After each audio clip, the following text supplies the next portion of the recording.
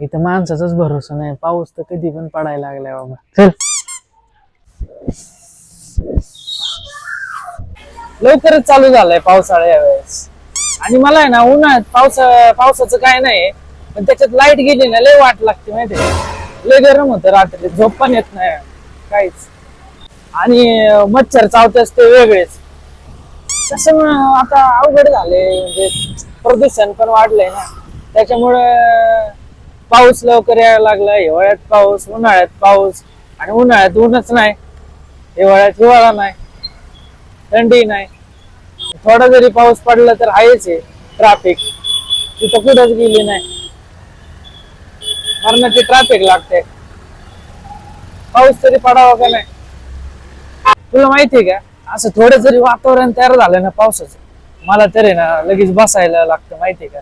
आणि खर्च पण लय होतो रे. दारू घ्या, चकना घ्या, मित्राला घ्या सोबत, जसा तुला घेतलाय मी.